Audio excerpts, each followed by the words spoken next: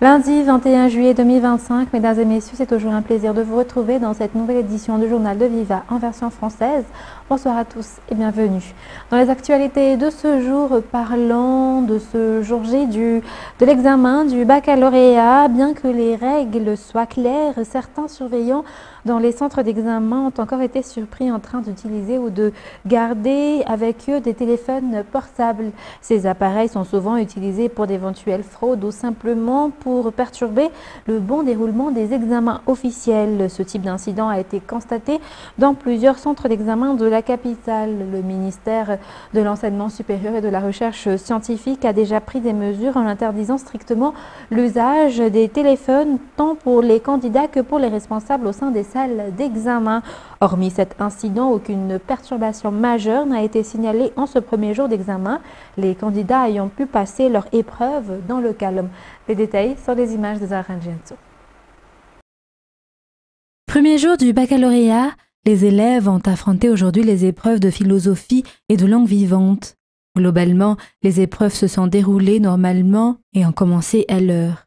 Cependant, dans l'après-midi, au centre d'examen du CEG à Mbuimanarn, certains surveillants ont été surpris avec des téléphones portables, voire en possession de téléphones appartenant aux élèves. Le responsable du centre d'examen a précisé qu'il s'agissait d'un simple malentendu qui n'a eu aucune incidence sur le déroulement des épreuves. La ministre de l'Enseignement supérieur et de la Recherche scientifique, en visite cet après-midi au CEG à Mbuimanarn, a précisé que certains des cas détectés concernaient des personnes prétendant disposer des sujets et les diffusant. Cela ne relève cependant pas de la fuite des sujets des épreuves officielles, mais plutôt d'une tentative de déstabilisation. Des mesures ont été prises immédiatement pour éviter tout impact sur le bon déroulement des examens à l'échelle nationale, affirme la ministre. Concernant spécifiquement le centre d'examen du CEG à Mbuimanarn, 432 candidats y ont été attendus, 8 étaient absents, 1 dans la série D, 7 dans la série A. Ce sont donc 424 candidats qui ont effectivement passé les épreuves. Les examens ont débuté à l'heure, tant le matin que l'après-midi.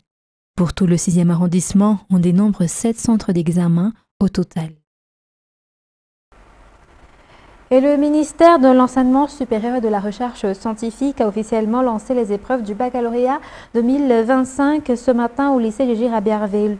Mis à part quelques incidents mineurs survenus dans certains centres, les examens se sont globalement déroulés conformément aux dispositions établies, a déclaré la ministre après sa tournée de supervision dans plusieurs centres de la capitale. Elle a ainsi rappelé l'ensemble des consignes à respecter pour éviter tout incident majeur tout au long de l'examen. Reportage toujours sur les images de Zahra Gento. C'est à 7 h du matin au lycée Gégé Rabiarville que le coup d'envoi officiel des épreuves nationales du baccalauréat 2025 a été donné en présence de la ministre de l'Enseignement supérieur et de la Recherche scientifique. Les candidats de la série générale passeront les épreuves pendant une semaine, tandis que celles des séries techniques s'étaleront sur 2 semaines. Un strict encadrement est mis en place pour garantir la sérénité des élèves tout au long de cette période, a affirmé la ministre. Elle reçoit d'ailleurs des comptes rendus réguliers provenant de l'ensemble du territoire afin de pouvoir intervenir rapidement en cas de problème. Tous les centres d'examen doivent impérativement suivre le protocole établi, que ce soit pour les responsables que pour les candidats eux-mêmes. La ministre a insisté sur les moindres détails lors du début des épreuves, le respect des horaires, la durée des examens, les horaires de sortie, l'interdiction stricte d'apporter un téléphone portable pour tout le monde, ainsi que la confidentialité des sujets avant leur distribution. Des forces de l'ordre sont également mobilisées dans chaque centre d'examen pour assurer la sécurité et l'ordre. Un système de veille est en place au niveau des réseaux sociaux et la surveillance est en place, y compris par caméra, pour la sécurité des sujets et éviter toute fuite. À noter que demain, les élèves subiront les épreuves de mathématiques et de malagasy. Dans les actualités de ce jour également, page faits divers, 10 familles touchées par le drame, dans certaines avec des proches malades, ont jusqu'ici déposé plainte concernant la célébration de l'anniversaire ayant causé la mort de 31 personnes à Mbumalaz. Les avocats et les familles plaignantes se sont rendus ce matin à la gendarmerie de Fiadanan. Le footballeur Rakoul, dont l'épouse est provisoirement incarcérée dans le cadre de cette affaire, a également été aperçu sur place. Les détails avec Ruth Malal et Yves Janel. Les familles ayant perdu un proche ou ayant des malades à la suite de l'empoisonnement survenu à Amboui-Malaz ont été entendues ce matin par le service des investigations criminelles de Fiadanan après avoir porté plainte. Après cette étape, elles comparaîtront devant le tribunal, explique leur avocat, maître Eloire Atef Maefamzour. Ainsi, les investigations se poursuivent pour faire toute la lumière sur cette affaire. Pour rappel, le ministre de la Justice a donné samedi dernier des instructions pour accélérer le traitement du dossier. Selon nos informations, la mère de l'organisateur de la fête a déjà été placée en garde à vue depuis hier et cette dernière devait être entendue aujourd'hui. Nous avons également aperçu sur les lieux le footballeur des Baréas, Rakoul, dont l'épouse a été placée en détention provisoire dans le cadre de cette affaire. Toujours dans le cadre de cette affaire, jusqu'à aujourd'hui, 19 patients victimes de l'empoisonnement alimentaire survenu à Amboui-Malaz sont sortis de l'hôpital. 2 d'entre eux sont sortis ce jour même, tandis qu'un autre patient est sorti hier. Les familles des malades sortis de l'hôpital ont élevé la voix en réponse aux critiques lancées contre leurs proches sur les réseaux sociaux. Elles rejettent fermement les accusations selon lesquelles leurs proches auraient été payés pour témoigner. Une déclaration en ce sens a été publiée par les familles sur les réseaux sociaux. Radhraman Azatouf. 2 jeunes patients, un homme et une femme, sont sortis aujourd'hui de l'hôpital Joseph Ravin-Gadjinaval après plus d'1 mois d'hospitalisation suite à l'empoisonnement alimentaire ayant eu lieu à Amboui-Malaz durant une fête d'anniversaire. Ces patients, qui avaient été admis à l'hôpital inconscients, en détresse respiratoire et incapables de parler, ont affirmé qu'ils se sont totalement rétablis aujourd'hui à leur sortie. Ils ont également déclaré que la prise en charge médicale a été sans faille du début jusqu'à leur sortie.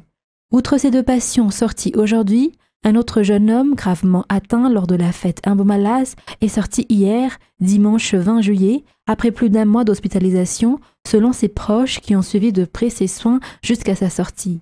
Hier, l'annonce de leur sortie a largement circulé sur les réseaux sociaux. Des critiques ont émergé à travers des vidéos affirmant que les patients avaient été payés pour témoigner qu'ils faisaient partie des malades et avaient guéri. Face à ces accusations injustes, les familles concernées, dont certaines ont perdu des proches, d'autres ayant des membres encore hospitalisés et d'autres encore ayant déjà vu leurs proches sortir de l'hôpital, ont réagi vigoureusement et ont publié une réponse officielle sur les réseaux sociaux. Selon le ministre de la Santé publique, venu rendre visite aux malades à l'hôpital Agéra dans la nuit de samedi, le suivi de l'état de santé des patients sortis se poursuivra, comme cela a été fait depuis le début de cette affaire.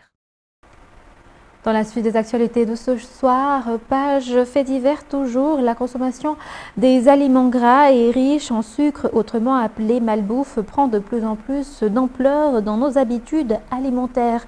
Leur prix abordable attire une majorité de la population, notamment les enfants qui en raffolent.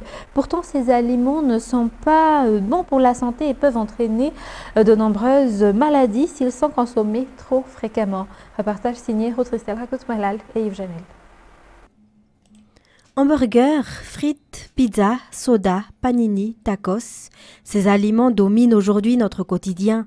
Leur prix bas, leur goût et leur rapidité de préparation poussent beaucoup de gens à en consommer régulièrement. Les affaires marchent bien pour ce vendeur à Mamassen. Il transporte environ une centaine de tacos, de hamburgers et de panini par jour, et il les écoule presque toutes selon lui. Et pourtant, ces aliments ne sont pas bons pour la santé. Ils favorisent l'obésité qui peut entraîner des problèmes cardiovasculaires, sans parler du risque de diabète. À l'occasion de cette journée mondiale de lutte contre la malbouffe célébrée ce jour, un appel est lancé à tous pour adopter de meilleures habitudes alimentaires. Selon les statistiques mondiales, une personne sur 5, soit 11 millions de décès par an, sont liés à la malbouffe, dont 10 millions meurent de maladies cardiaques, 913 000 décèdent d'un cancer dû à l'obésité et 339 000 succombent au diabète de type 2.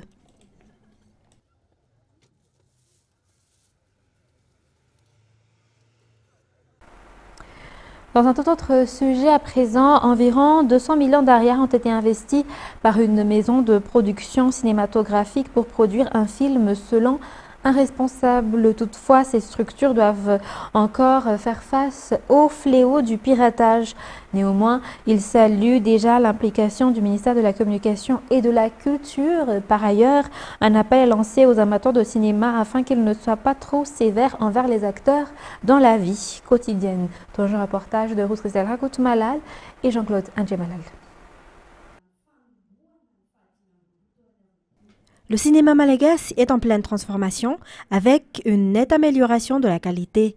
Les producteurs augmentent également les budgets pour pouvoir offrir de meilleurs contenus au public. Pour une maison de production, jusqu'à 200 millions d'ariars ont été dépensés pour la sortie d'un nouveau film. Il a aussi été précisé que la production d'un film demande plusieurs jours de travail, contrairement aux séries à épisodes. Selon ce responsable, il arrive qu'on ne finisse pas une scène en une journée pour un film, alors que pour une série, on peut finir jusqu'à 20 scènes en une journée. En 25 années d'existence, près de 500 acteurs ont déjà pris part aux 35 films et aux 1560 épisodes de séries produits par cette maison de production.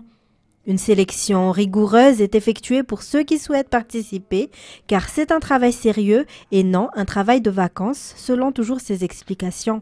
Le piratage reste un problème majeur pour ces producteurs qui demandent une collaboration renforcée avec le ministère de la Communication et de la Culture.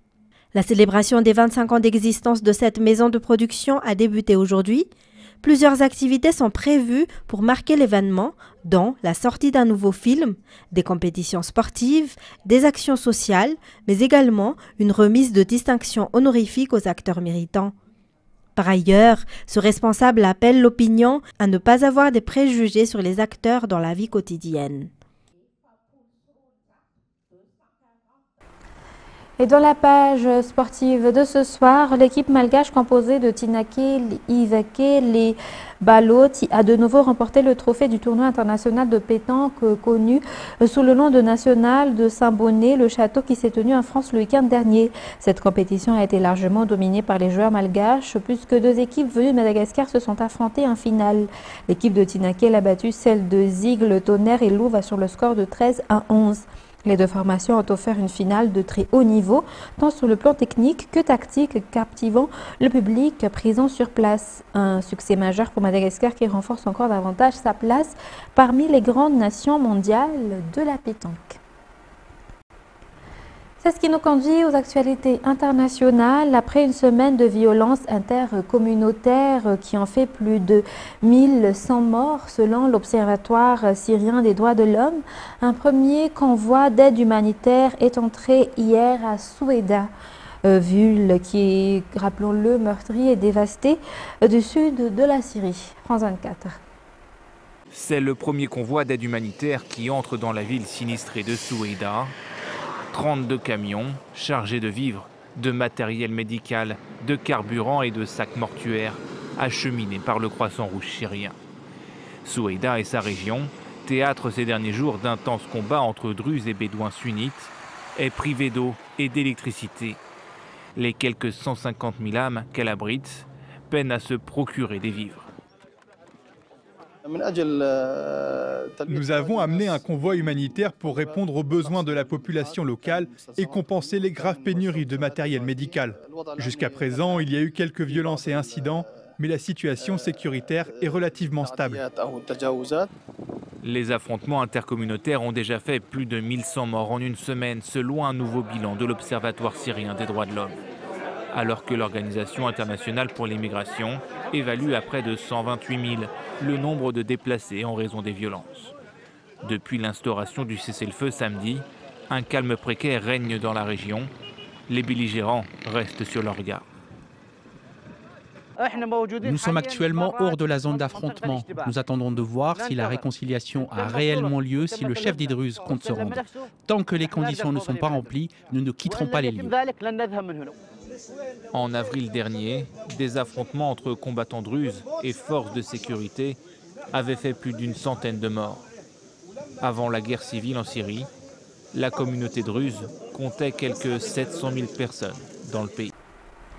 Dans la suite des actualités internationales, alors que 125 sur 248 sièges étaient renouvelés lors du scrutin de dimanche au Japon, la coalition gouvernementale n'a obtenu que 47 sièges selon les résultats définitifs. Le parti populiste anti-immigration Sansei-to remporte 14 sièges contre 2 actuellement. France 24. Il plie, mais ne cède pas. Au lendemain de la défaite de sa coalition aux élections sénatoriales japonaises et désormais sans majorité au Parlement, Shigeru Ishiba est sur la sellette. Mais pour le Premier ministre nippon, hors de question de laisser sa place à la tête du gouvernement. C'est avec un profond regret que nous n'avons pas été en mesure de gagner les sièges. En tant que président du Parti libéral-démocrate, je présente mes excuses les plus profondes et les plus sincères. Nous devons prendre ce résultat avec humilité et sincérité. En fonction depuis 10 mois seulement, Shigeru Ishiba est particulièrement impopulaire aujourd'hui au Japon. La hausse des prix et la menace imminente des droits de douane américains étaient au cœur du scrutin de dimanche. Le prix du riz a presque doublé en un an et le gouvernement a récemment dû puiser dans ses réserves d'urgence pour faire face à la pénurie. Alors ce matin, dans les rues de Tokyo, beaucoup appellent à sa démission. Je ne sais pas comment Shigeru Ishiba peut assumer la responsabilité d'une défaite aussi écrasante. Mais je pense qu'il devrait démissionner. Ce sera difficile. Les partis d'opposition n'écouteront pas le PLD. Ils profiteront de l'impopularité actuelle du PLD. Je pense donc que ce sera difficile pour eux. Le PLD gouverne le Japon de manière quasi ininterrompue depuis 1955, mais cette fois l'opposition progresse. Le parti populiste anti-immigration Sansei-to fait une forte percée, avec 14 sièges remportés contre 2 seulement dans l'Assemblée actuelle. Adolfo Macias, alias Fito, l'un des narcotrafiquants les plus puissants d'Équateur, a été extradé hier dimanche vers les États-Unis, a annoncé l'autorité pénitentiaire équatorienne. Chef du gang des Choneros, il devient le premier Équatorien remis à la justice américaine depuis le rétablissement de l'extradition par référendum en 2024. France 24. Casque sur la tête, gilet pare-balles sur le dos, Adolfo Macias, alias Fito, est escorté hors du centre de privation de liberté, La Roca, direction les États-Unis, qui ont demandé son extradition. Il doit comparaître ce lundi devant un tribunal fédéral. En avril, le parquet américain l'avait accusé de trafic de cocaïne et d'armes. Le procureur d'un tribunal de Brooklyn avait choisi ces mots pour décrire le chef du gang des Choneros. C'est un leader impitoyable et un narcotrafiquant prolifique pour le compte d'une violente organisation criminelle transnationale.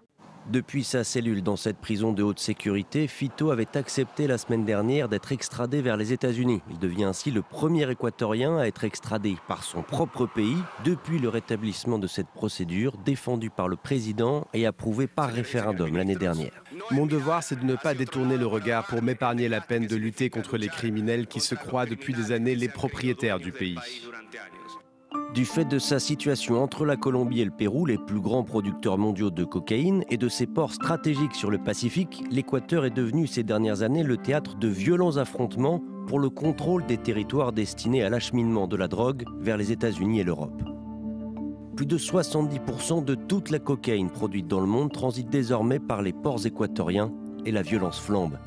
Plus de 4000 homicides ont déjà été recensés dans ce pays de 18 millions d'habitants au cours des 5 premiers mois de 2025. C'est le début d'année le plus meurtrier de l'histoire récente de l'Équateur, un pays autrefois considéré comme un havre de paix en Amérique du Sud.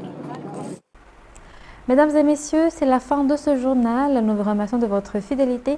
Restez avec nous dans la suite du programme de ce soir. Vous allez suivre votre film Piège à Hong Kong avec l'acteur Jean-Claude Van Damme. Sur ce, très bonne soirée, très bonne continuation sur Viva. Au revoir.